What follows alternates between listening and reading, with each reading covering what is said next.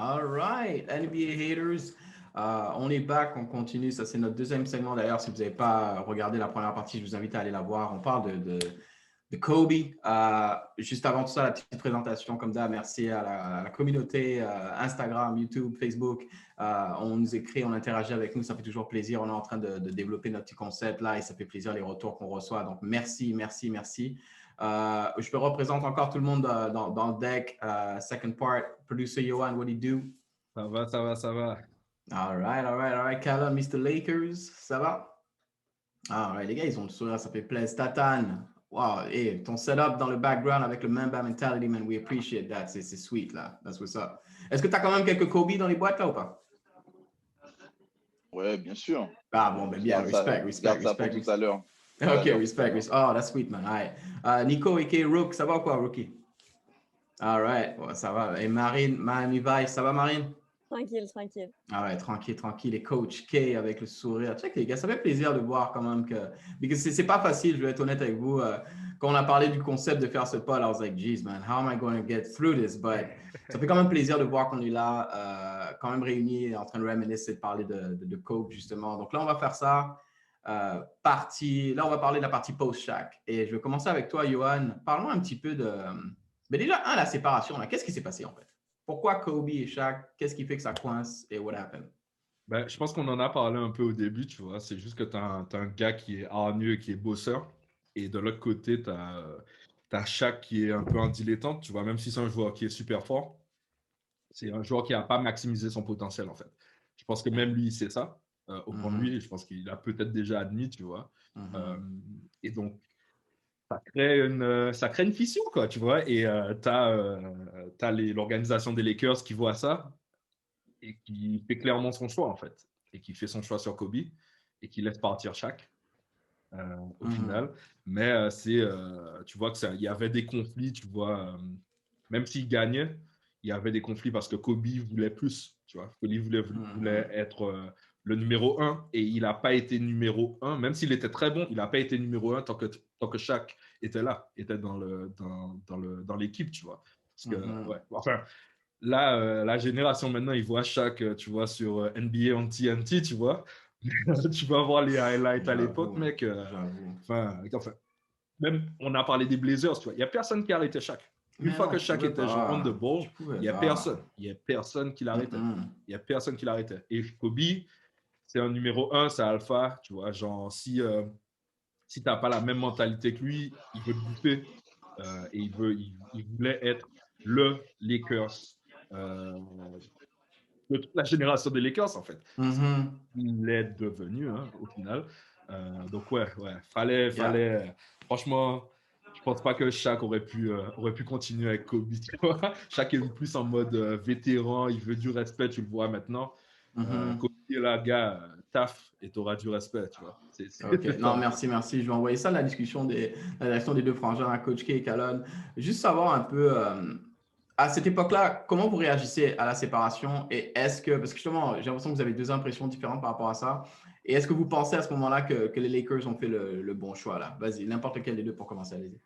Alors, pour moi, c'est un win-win. Okay. C'est un win pour Shaq parce qu'après, il gagne des titres. Et c'est un win surtout pour Kobe parce que là, il arrive maintenant dans un vestiaire où il peut imposer sa mentalité. T'as l'arrivée aussi d'un Pau Gasol qui, rappelons-le, parce que Pau Gasol européen, il faut se souvenir aussi que Kobe a commencé sa carrière en Europe. Donc, ce sens du travail et back to basketball basics et tout, que les Européens ont et que les Américains n'ont pas forcément. Mais il retrouve ça avec Pau Gasol qui permet qu'il crée un autre duo. Peut-être pas aussi dynamique qu'avec Shaq, mais c'est un très, très, très bon duo aussi.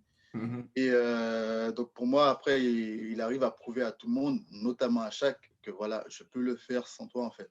Et moi, c'est la période que j'ai préférée de Kobe. Wow, sweet de parler de ça. T'inquiète, on va revenir dessus. Coach K, parce que j'aime bien comment Calonne, il est tout de suite passé, il a fait Shaq et il est tout de suite passé à Gasol. What happened in between? You know what I mean? Parce qu'il y a une période là où, geez, man, I mean, Kobe, shout out by the way à Smooch Parker. vas-y, Coach K, parle-moi un peu de cette Jordan période-là de Farmer, Kobe, justement, tout avant le monde. Gasol, et que là, il est tout seul. Et he's a gunner, man. He's out there every night, and he's just like, come on. Mais c'est ça le truc en fait. Comme Johan il disait, pour Kobe comparé à Shaq, Lakers voulait dire beaucoup à Kobe. Ok, quand Kobe il était jeune, il voulait jouer pour les Lakers. Et tu vois, il a toujours voulu jouer pour les Lakers. Donc là, maintenant, il est là aux Lakers. En fait, il veut gagner. Ok, il suit le pas de Michael Jordan qu'il a admiré en tant que jeune. Michael Jordan a eu quoi? 6 rings avec. 6, yeah. Et Kobe, du moment qu'il est rentré, il voulait battre les records. Yeah. Il était parti From pour. day one, Ok. c'était ça son truc. Ouais. En étant le plus jeune à rentrer en NBA, en étant le plus jeune à commencer en premier 5 en NBA, tu vois, là, il était parti et il voulait. Donc, Shaq n'avait pas cette même mentalité, en fait. Shaq, il joue au basket. OK? Mais moi, j'étais plus pour Shaq. Donc, lorsque c'est venu, Yeah, c'est pour yes, ça que I'm not gonna lie. vas-y. Lorsque cette séparation est venue, moi, j'étais content, en fait. Tu vois, en même temps, je voulais que Shaq reste aux Lakers, mais j'étais content pour cette séparation parce que la mentalité de Kobe en ce temps-là, j'ai pas vraiment kiffé, j'aimais pas. Donc, lorsque ils ont annoncé que ouais, Shaq va partir vers les Heat, ouais, c'était un peu chaud pour C'est moi. ouf parce que tu peux argue que ça, c'est la force justement entre toi et Calonne parce que regarde, lui, il est resté avec les Lakers et toi, effectivement, you're like, you know what, F it, I I'm never out. really... Damn, that's... Ce qui m'a un peu embêté, en fait, c'est le fait que juste avant ça, les Lakers ont ramené un peu quelques anciens, en fait, en essayant de les faire gagner un ring, en fait. et Nice. Unfortunately for some of them, it didn't happen. Yeah, c'est clair, c'est clair, c'est Donc, clair. c'est la seule chose qui m'a un peu embêté avec ce split, en fait. Mais sinon, c'était une bonne chose. Et oui, avant Paul, avec le départ de Shaq, Kobe devait essayer de prouver que this is what I mean, this is what I'm about. Tu vois? Il ne pouvait pas laisser Shaq partir et jouer le basket tu vois? Pour eux, il devait prouver quelque chose aux Lakers. Il devait prouver quelque chose au reste du monde, en fait. Et dire, ouais, voilà, c'est le basket qu'on veut aux Lakers. C'est ce type de basket. On a parlé de Paul, mais Lamar Odom aussi était un big factor aux Lakers lorsque Shaq est parti, en fait. Tu vois? So, ouais, en fait. Il vient dans le trade d'ailleurs, hein? Non? C'est ça, Ouais, c'est Shaq, ouais. Odom, Brian Grant et I don't know. Quelqu'un d'autre. Justement, Nico, voilà, parlons un petit peu de cette période où Kobe, voilà, post-Shaq, là, encore une fois, pour moi, la période un petit peu, la petite transition avant que Paul Gasol arrive et qu'il commence à gagner. Enfin, pour te donner mon expérience, pour moi, ça, cette époque-là, c'est Highlight Kobe. Là. Le gars, c'est highlights sur highlights. Il fait des performances extraordinaires. I mean, parlons un peu de ça. Je ne sais pas si tu reminisces un peu sur cette période-là. Là. It was just crazy. En fait, c'est les dernières années du numéro 8.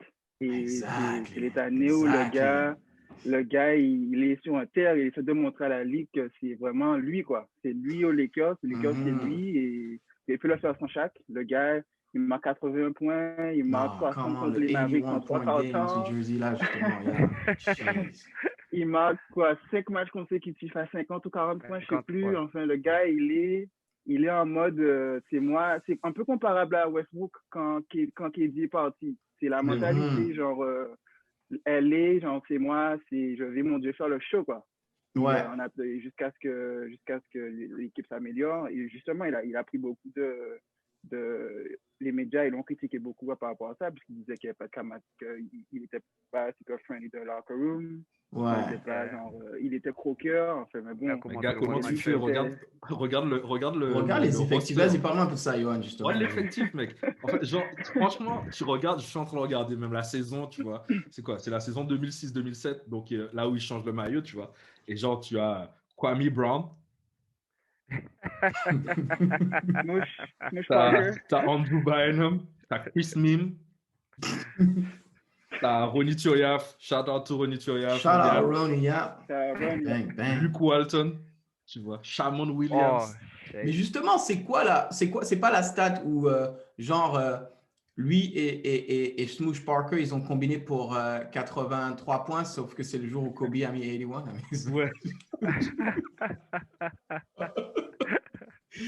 C'est crazy. Qu'est-ce que tu voulais qu'il fasse, you know? Marie, justement, parle-moi un peu de cette période-là où avant Paul Gasol, we gone un peu. That's crazy, man. Je sais pas si tu réminisces un peu sur ça, vas-y. T'es sur mute, je crois, Marie. Ah ouais, petit problème. Vas-y. Je disais, c'est l'explosion au scoring de Kobe. Il y a une saison, c'est une pointe à 35 points de moyenne. C'est Shaq qui part à Miami. D'ailleurs, Charlotte, parce que il fait gagner sa première bague à G-Wade. Voilà. Win-win, tu vois. Win-win, on reste dans le win-win. Mais non, c'est 35 points de moyenne. Il y a 27 points aussi, 31 points avant l'arrivée de Pau Gasol. C'est vraiment... en fait, les Lakers, c'était pas Shaquille O'Neal. C'était Kobe Bryant et Shaquille O'Neal. Il n'y a plus Shaquille O'Neal. Maintenant, c'est Kobe Bryant aux Lakers. Kobe, et ça va rester comme ça, en fait. C'est que ça va rester comme ça. Il veut marquer la NBA. Il veut marquer les Lakers et il veut marquer l'histoire. Et quand tu as un Kobe décidé comme ça, avec la mentalité qu'il a, tu peux rien faire en fait. Juste tu le regardes et dommage pour Toronto parce que ils auront un peu trop regardé. Tu vois, shout out à Jalen Rose, by the way. C'est clair, Jalen. Quand tu te dis qu'en deuxième mi-temps, il était à 26 points, je crois, à la mi-temps. Il finit à 80, donc il en met 55 dans la deuxième mi-temps. Et Toronto, ils en marquent 45. À lui tout seul, il a fait exploser l'équipe. Ouais, c'est ça. Il y a aussi un match contre Dallas, je pense, où il met quoi, 62 points en 3 quarters. Il a outscore l'équipe de Dallas. Non, Kobe was... Mais imagine, t'es le gars qui défend sur lui. Imagine, t'es le gars qui défend sur lui et le sort des 81 points. Moi, je suis le coach. Je dis, vas-y, sors, c'est bon, ta soirée, elle est finie à la mi-temps. Vas-y, va se reposer. Ça peut mettre fin à des carrières, des trucs comme ça. Enfin, c'est des pères de famille, il faut réfléchir un moment. C'est bien parce que tu donnes l'autorisation à un coach au cas justement où si un jour tu prends 80 points, il va te mettre sur le banc. C'est entendu. Ça va, il y a le Covid là pour l'instant, donc je suis safe. mais justement, les gars, en parlant de ça, vous avez parlé de son cast à l'époque. C'est là que tu vois la différence parce qu'à un moment, je crois que c'est au moment où il se blesse. Tu as des gars comme Nick Young, etc., qui jouent. Et en fait, les gars, ils ont record d'être 0-300 ou un truc comme ça. Et ils gagnent un match et ils font la fête, des trucs comme ça. Il pose la question à Kobe. On lui dit, est-ce que ça se serait passé si tu étais là? Il dit jamais de la vie. Et en fait, avec les Smoosh Parker et compagnie, ils n'étaient pas au niveau de Kobe, clairement. Mais ces gars-là étaient focus de toutes les façons parce qu'il y a Kobe derrière. C'est la différence quand il est dans les vestiaires et quand il n'est pas dans les vestiaires. Exactement. Merci pour ça, Calonne. Tatane, justement, parle-moi un peu parce que je sais, par exemple, toi, ton fandom pour LeBron, il vient du côté où tu as beaucoup aimé le fait qu'il est passé au travers de l'adversité, tu vois, perdre, revenir, vivre différentes choses et tout. Parle-moi de Kobe, justement, et de sa capacité à lui passer au travers de l'adversité, c'est-à-dire avec deux aspects. Premier aspect, bien sûr, quand il est en mode gunner, c'est parce qu'il passe parce qu'il traverse ce qu'il traverse dans la vie, puis son équipe n'est pas bonne, mais il est là en train de performer pareil. Mais aussi la période quand Paul Gasol arrive, on oublie, enfin moi, je n'oublie pas, mais ils perdent en fait contre les Celtics. Ils se font humilier en fait. Avant de revenir et gagner après en 2009 là, contre les Magic, mais ils perdent, ils se font humilier. Et cette capacité justement à rebondir, parle-moi un petit peu de ça. Et est-ce que tu l'as vu grandir en tant que leader là, justement, Kobe? Justement, là, cette période où les Lakers font un vrai choix, mais c'est vraiment un choix qu'ils font c'est un choix de ouf en fait. Regarde, parce que les mecs sont au top du top, ils laissent partir Shaq et ils se retrouvent avec un effectif de merde, quoi. Enfin, t'as Kobe et un effectif de merde. Et là, le mec, il change pas de mentalité, il change pas de façon de jouer, de s'entraîner, il performe de ouf. Bon, c'est un joueur archi talentueux et il n'y a personne à côté de lui, donc il va performer de ouf sans forcément avoir le succès. Mais le mec continuera de rester en mode « moi, je suis Lakers. Je vais faire ce que je sais faire. Les gars, le staff, il faut faire votre travail. Moi, je vais vous donner ce que vous me demandez. Donnez-moi ce que je demande. » Et d'ailleurs, à cette période-là, on a même des rumeurs qui sont sorties après où il dit qu'il a voulu partir à Philly, qu'il a voulu jouer, je crois, à Washington ou avec Jordan ou un truc comme ça.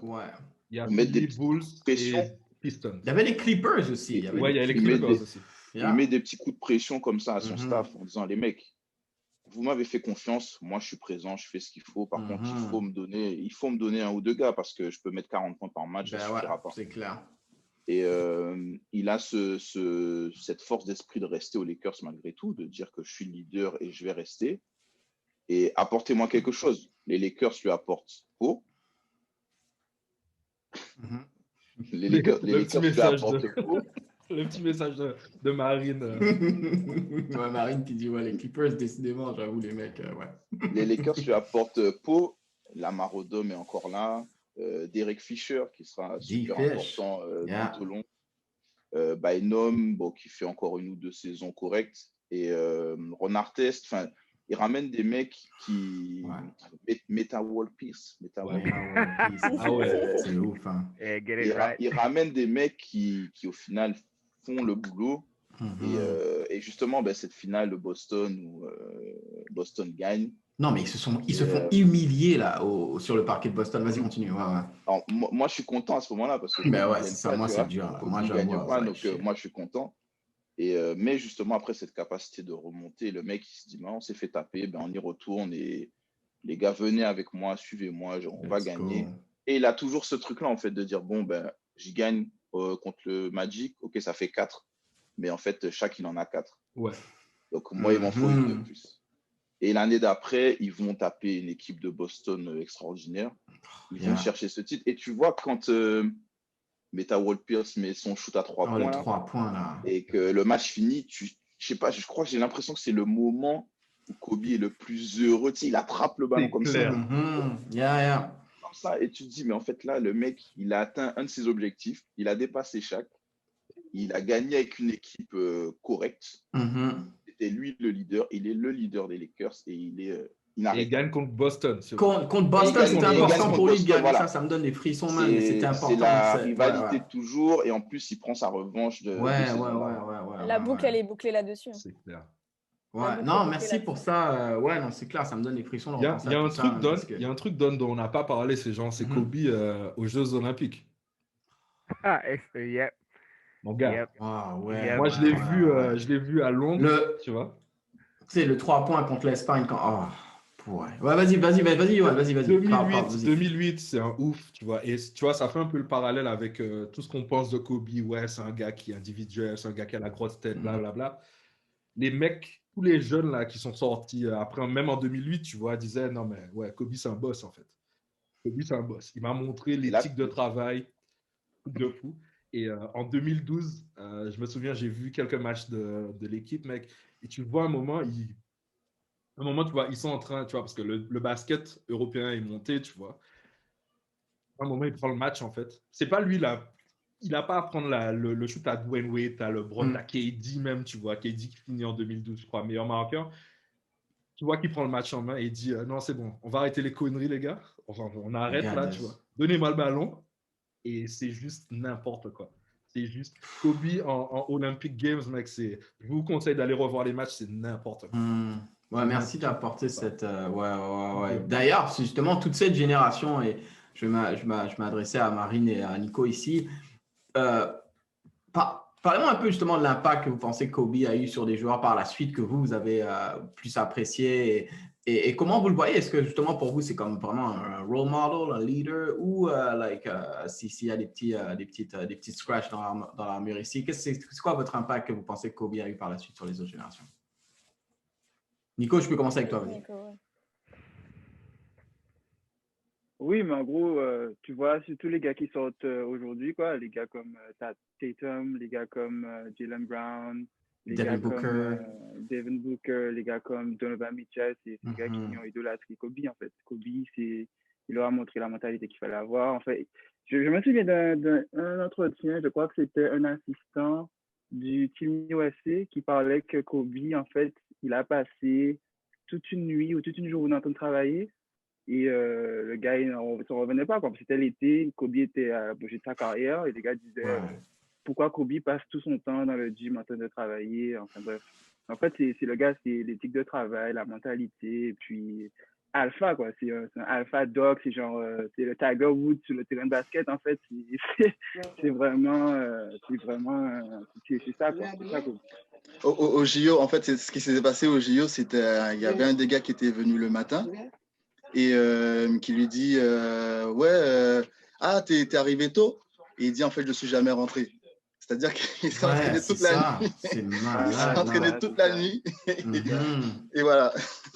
Ouais, non, c'est ça. Et justement, il est avec des gars à l'époque, Young LeBron, Young D-Wade, et qui se disent, OK, si ce gars-là, c'est le meilleur joueur de la ligue, voilà comment il travaille. Tu as raison, Callum, c'est au JO qu'ils se rendent compte de, ah ouais, non, oublie ça, quoi, en fait. Lui, il a un autre niveau, et tu peux arguer que ces gars-là, quand ils reviennent après les JO, ils ont tous leur... Ben, c'est là qu'ils comprennent et qu'ils commencent à taffer encore plus, quoi, tu vois. Donc, Marine, vas-y, parce que tu t'es pas encore exprimé dessus, un petit peu ça impact de Kobe, parce qu'après, on va arriver à... Mais voilà, vas-y, dis-moi. Non, j'ai l'impression que dans les matchs, quand ça affrontait Kobe, il y avait une intensité qui n'était pas là sur les matchs où il n'était pas là, en fait. Tout le monde voulait se mesurer à Kobe, tout le monde voulait montrer à Kobe. Pour ceux qui l'avaient commenté, en tout cas, montrer, ben ouais, je l'ai pris de toi. Comme par exemple, il y a Andrew Wiggins. À un moment, il met je crois, c'est un move de Kobe. En fait, il le fait sur Kobe. Et il le regarde et il lui dit, je l'ai pris de toi. Et derrière, tu sens le respect qu'avait Andrew Wiggins, quoi. On voit où il en est aujourd'hui. Ça me fait mal au cœur, tu vois, de me dire. Le nom, tu vois, j'allais le dire à sortir, mais voilà, c'est ça. The Maple Jordan. The Maple Jordan. Michael Jordan, tu vois. Mais ouais, tu vois, sur le terrain, ça lui disait, ce move-là, je l'ai appris de toi. Et le gars, déjà, il n'est pas encore sur la pente descendante, on va dire, à cette époque-là, mais ça commence déjà à lui dire, j'ai pris ton move, j'ai fait ceci, cela. Et tout le monde cherche l'approbation de Kobe. Tout le monde cherche à dire ou à montrer à Kobe qu'il y a du respect et que en même temps, il y a l'adversité. C'est peut-être mon idole, mais il n'y a rien qui va passer. Et ça, je trouve ça exceptionnel, cette capacité d'élever ça, quoi. Ok, merci. Là, on va parler un petit peu, parce que là, justement, on arrive quand même déjà pas mal à la fin du segment. Il y a tellement de choses à dire. Vas-y, Tatane, vite fait. Vas-y. Moi, je vais dire un truc là. Je pense que Kobe, de nos jours, est plus grand que Jordan. Je vais dire pourquoi. Parce que toute la génération actuelle, toute la génération depuis 2000, 2010 et qui va continuer, en fait, c'est Kobe la référence. Et pourquoi je dis ça? Parce que tous les mecs là, Tatum, Booker, tous ces mecs-là, ils ont participé à ses camps, ils ont suivi son lead. C'est-à-dire que Jordan, il avait une espèce de truc où il était au-dessus de tout le monde et il était inaccessible. Ouais. Ces mecs-là, ils n'ont jamais joué contre lui. Ils l'ont toujours vu en vidéo comme nous. Il n'y a pas eu... Et tous les mecs qui ont joué Jordan, ils sont plus là. Et la NBA d'aujourd'hui, c'est des gamins qui ont été au camp de Kobe, au camp de LeBron. C'est ces mecs-là, en fait, qui font la NBA d'aujourd'hui. Exact. Et les moves qu'on a aujourd'hui, Kobe, il est arrivé à cette époque, le début des réseaux sociaux, le début de pouvoir voir tout le temps, et avec un style de jeu qui était un chouïa au-dessus flashy que MJ, tu vois, et avec une esthétique de ouf et tout, avec les sneakers, tout. Et pour moi, à ce niveau-là, je pense que même si on dira toujours MJ, c'est le GOAT, etc., il y a un espèce d'impact réel sur la génération actuelle et même à venir de Kobe, tu vois. Mais moi, je suis tout à fait d'accord avec toi. Mais moi, ce que je peux arguer, c'est que c'est pour... Enfin, bref, c'est peut-être pas le moment de lancer ce débat, mais pour moi, c'est pour ça que c'est mon GOAT, en fait, parce que c'est pas juste, je sais pas si... en termes d'impact, quoi, tu vois, franchement, ce qu'il a eu sur des générations, donc des mecs qui ont joué avec lui, même des mecs qui n'étaient pas là avant, qui étaient là avant, qui maintenant te reconnaissent et te disent... Yo, gars, franchement, non, it's Kobe, man. Like, tu sais, comme en termes de mentalité et la nouvelle génération qui est là, pour moi, c'est ça. Hein. Quand tu parles impact sur le jeu, on n'a même pas parlé, on n'a même pas touché sur cette notion de sneakers, tu vois. Tu peux arguer qu'il a révolutionné le sneaker game avec les low top. C'est Kobe qui arrive avec ça, you know. So, et comprendre que voilà, qu'on n'est pas obligé d'avoir que des grosses chaussures, etc. I'll say on that he was inspired. He was well inspired, well taught. From MJ. Il a dit quoi? T'as dit quoi? On n'a pas entendu ce que tu as dit. Je dirais qu'il a été inspiré par le grand MJ. Donc, c'est le remix d'MJ. So, I'll take that. Ah ouais, lui, ça me pas le remix. Non, Pas le mais ok, remix. ouais. Pas le remix. Ouais, ni Yo, là. we've, Mais en we've, plus, on va we've pas seen we've seen enough videos. nécessairement. We've seen enough videos, guys. It's all right. Franchement, pour moi, il a dépassé MJ. MJ, c'est toujours le god. Mais Tu vois. Mais je clairement, pense que pour moi Tatane aussi, l'a bien dit, tu vois. franchement. T'as Il y a l'impression, une tu vois, que dimension. ouais, il était beaucoup plus accessible qu'il laissait paraître, tu vois. Même Jordan, tu vois, mais Jordan, il parlait en vrai qu'à Kobe, parce que c'est que Kobe qui l'emmerdait, tu En vois. fait, Et Jordan en a ouais. parlé, tu vois, quand il a Mhm. fait la commémoration et tout. Mais tu vois que c'est que Kobe qui allait, tu vois. C'est que Kobe, il Kobe, s'en en fout, fait. il regarde Jordan Ouais. comme un gars qui est super fort, mais il lui dit, je veux comprendre comment tu fais. Ouais, Et tu vois Exact. avec les jeunes que Kobe, en fait, une fois que tu veux bosser avec lui, il te dit, ben viens. Mais si tu veux bosser, viens bosser, tu vois. Genre, T-Mac en parle quand ils sont sur leur tournée de Adidas, je sais pas quoi, où il dit, le mec, il continue à bosser, tu vois. Moi, je mais vais faire les clubbing. Il continue à C'est bosser, tu malade. vois. c'est la C'est différence, malade. c'est la différence, je dirais, avec Kobe et beaucoup d'autres joueurs, en fait. C'est la différence pour sa classe, en fait, de draft. C'est la différence parce que lui, Kobe, il voulait.